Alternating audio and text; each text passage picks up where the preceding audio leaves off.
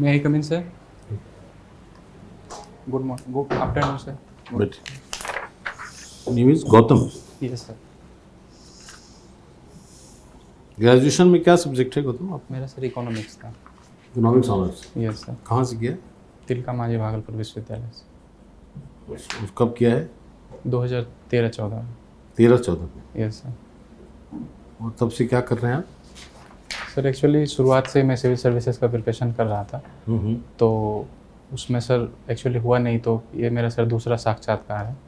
अभी मैं part time sir एक लाइब्रेरी में जॉब भी करता हूँ.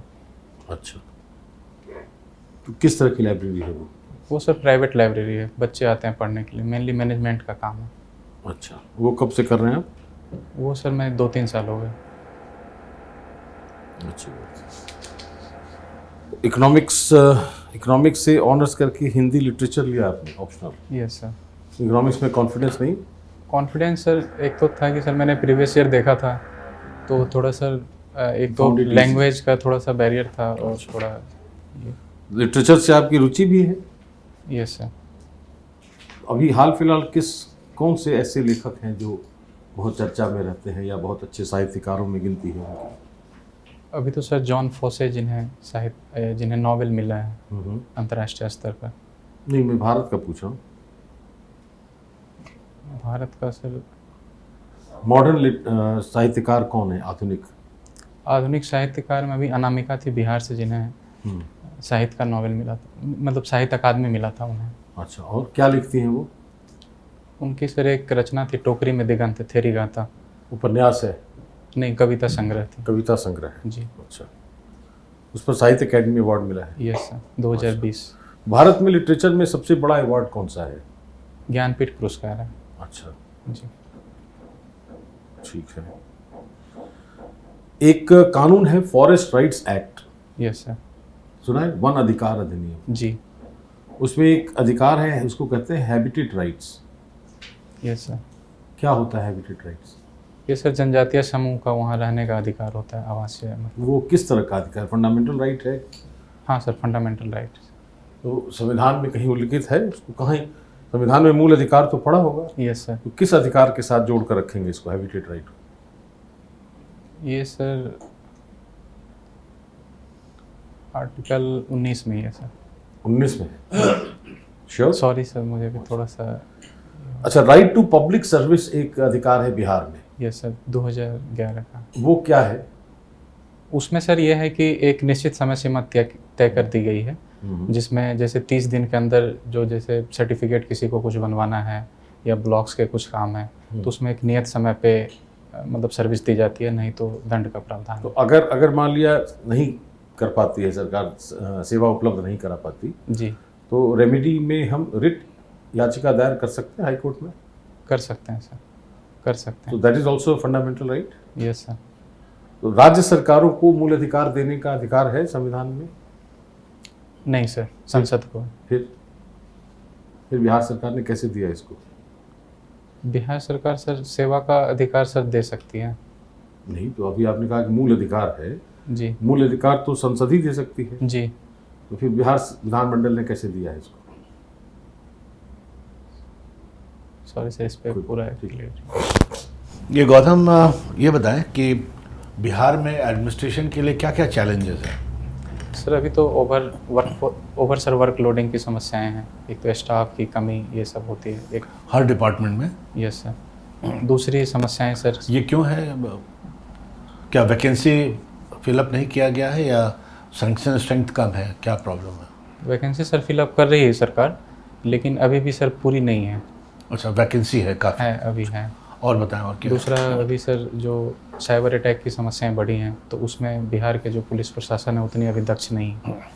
जैसे हर एक डिस्ट्रिक्ट में अभी भी साइबर न्यायालय वगैरह और ये साइबर से रिलेटेड साइबर क्राइम थाने वगैरह ये सब नहीं है. तो ये चैलेंजेस हैं सर. अगर हम बेसिक एडमिनिस्ट्रेशन की बात करें बिहार में, तो उसमें कुछ कुछ कमियां हैं जी, जो कि वैकेंसी फिलअप करने से वो पूरी नहीं हो सकती. Yes sir. वो आपको क्या क्या कमियां दिखती हैं?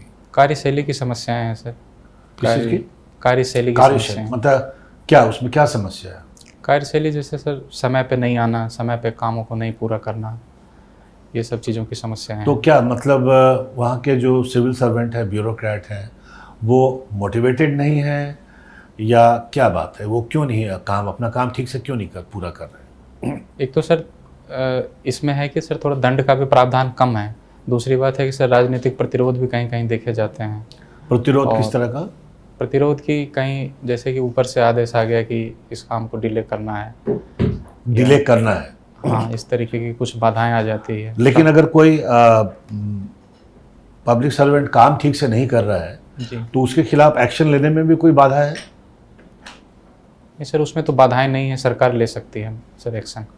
तो फिर इस तरह का माहौल क्यों है कि लोग अपने समय से आ रहे हैं, अपने समय से जा रहे हैं, कोई पूछने वाला नहीं है, काम नहीं हो रहा है? ऐसा क्यों है? ऐसा है या नहीं है? ऐसा है सर, लेकिन अभी बहुत हद तक कम भी हुए हैं इस चीज़। कम हुआ है। Yes. कैसे, मतलब क्या गवर्नमेंट ने क्या व्यवस्था की है जिसके कारण से ये कम हो रहा है? सरकार एक तो सर वो सेवा का अधिकार 2011 लागू की थी, उससे थोड़ा, और सरकार ने ऊपर के अधिकारियों को निर्देश देते हैं कि सही समय पे काम हो, चौकसी बढ़ाई है सरकार ने। बिहार में भ्रष्टाचार की समस्या है क्या? है सर। ये भ्रष्टाचार किस लेवल पे है? मतलब जूनियर अफसर के लेवल पे है, सीनियर अफसर के लेवल पे है, या पूरा सिस्टम ही भ्रष्ट है? नहीं सर, भ्रष्टाचार की समस्याएं तो हैं निश्चित तौर पे सर। किस लेवल पे? निचले स्तर पे ज़्यादा हैं। निचले स्तर पे ज़्यादा समस्याएं। तो जो ऊपर के जो अफसर हैं वो उसको कंट्रोल क्यों नहीं कर पाते? सर एक तो कभी कभी देखा गया है कि हायरार्की बनी होती है कि उसमें राजनीतिक लोग भी शामिल होते हैं, तो जिस वजह से ये थोड़ी सी सर बाधाएं होती है कार्रवाई करने में। बाकी अभी सर ये जब इंटरनेट्स वगैरह ये सब आए हैं पारदर्शिता में, तो थोड़ी सर समस्या में बहुत हद तक कमी भी आई है। Gautam, yes sir. कभी आपने जानने की कोशिश की है अपने माता पिता से कि आपका नाम गौतम क्यों रखा गया? एक आईपीएस ऑफिसर हुआ करते थे बिहार में, यस सर, गौतम नाम के, या नहीं तो फिर एक हमारे गौतम बुद्ध तो हैं ही। हाँ सर, आईपीएस भी थे गौतम गोस्वामी। तो किससे प्रभावित होकर? सर मेरे पिताजी ने गौतम बुद्ध से ही प्रेरणा लेकर। गौतम बुद्ध से प्रेरणा लेकर किया। और ये बेगूसराय का नाम बेगूसराय क्यों है? बेगूसराय का सर नाम ये बेगम सराय के नाम पे पड़ा है, क्योंकि यहाँ एक महारानी थी भागलपुर की, तो वो यहाँ आके रहती थी, आती थी विहार करने के लिए, वहाँ सिमरिया घाट है, तो बार बार आने के कारण नाम पड़ गया।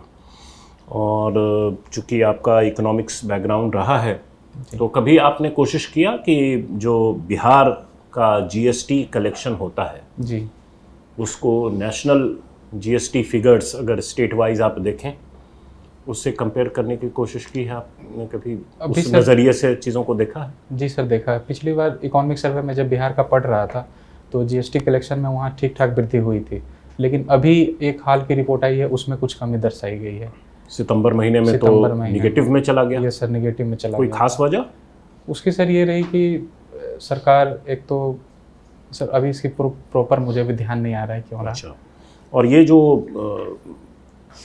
मिडिल ईस्ट में क्राइसिस चल रहा है, यस सर, और इजराइल पैलेस्टीन, जी, उससे वर्ल्ड जो इकोनॉमी है उस पर किस तरह का प्रभाव होने की आशंका आपको दिखती है?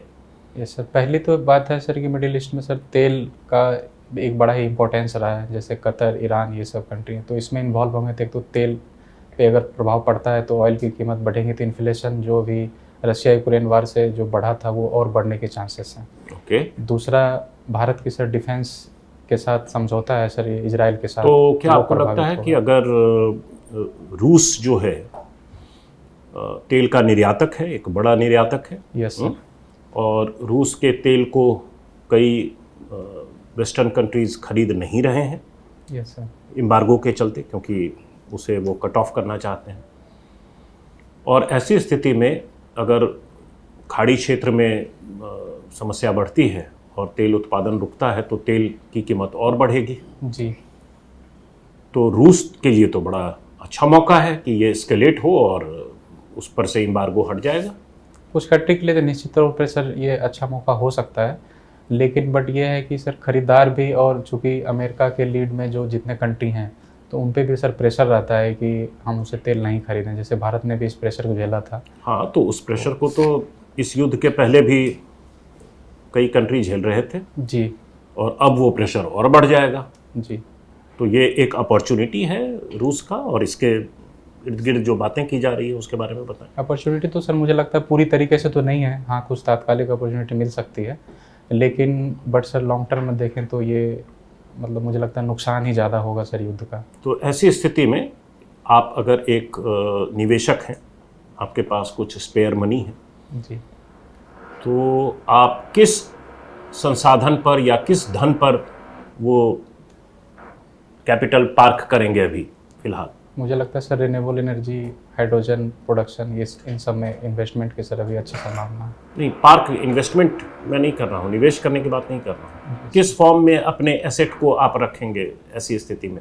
स्टॉक मार्केट में पैसे लगाएंगे या सोना वगैरह खरीद कर बैठ जाएंगे? हाँ सर, गोल्ड वगैरह में स्टेबिलिटी थोड़ा सा बेटर है अगर स्टॉक मार्केट से अगर तुलनात्मक रूप से देखें तो शॉर्ट टर्म में गोल्ड के प्रति आकर्षण बढ़ेगा। Yes sir. Yes sir. अच्छा, और क्या हॉबी में OTT फिल्म्स देखते हैं? यस सर, OTT पे फिल्म। OTT का जो प्रचलन बढ़ गया है उससे आपको लगता है कि ये जो थिएटर, यूजुअल कन्वेंशनल थिएटर में सिनेमा देखने की जो परिपाटी थी उस पर असर पड़ा है? असर पड़ा है सर, दर्शक क्या कम असर हुए पड़ा हैं, है? दर्शक कम हुए हैं एक तो, जो दूसरी बात है कि सर OTT देखना लोगों के लिए सब्सक्रिप्शन मॉडल है, तो मोबाइल इंटरनेट में आसान होता है इनको देखना। फिल्म प्रोडक्शन में भी असर पड़ा है? फिल्म प्रोडक्शन पे भी काफ़ी असर पड़ा है, वो लोग अब OTT की तरफ मूव कर रहे हैं जो ट्रेडिशनल कलाकार हैं। तो OTT की फिल्में पारंपरिक फिल्मों से कुछ अलग किस्म की बनाई जाती हैं? यस सर, अलग किस्म की बनाई किस जाती किस्म की क्या अलग क्या होता है। है? जैसे अभी LGBT का मुद्दे के इशू हैं, इस पे मूवीज़ बन रही हैं, छोटे छोटे कलाकार आ रहे हैं, या तो इस तरीके के सर मूवी, छोटे छोटे विषयों पे भी मूवी बनने लगे। अच्छा, क्योंकि उसका नीश ऑडियंस होता है इसलिए? Yes sir. यस। ठीक। अच्छा, बिहार के इकोनॉमिक डेवलपमेंट में यस सर। कृषि रोड मैप है एक, यस सर। उसकी क्या भूमिका हो सकती है आपके हिसाब से? कृषि रोड मैप अभी सर चौथे कृषि रोड मैप बिहार सरकार ने जारी की है, तो उसमें सरकार बीज, तकनीक, इन सब चीज़ों पे सरकार सब्सिडी दे रही है और ऑर्गेनिक कृषि को बढ़ावा दे रही है। सरकार किसानों को प्रोत्साहित कर रही है कि हम सहकारी कृषि को बढ़ावा दें।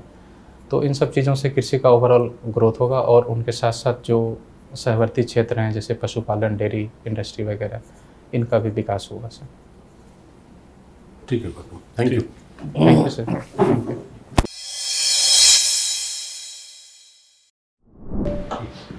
मैं कम इन सर।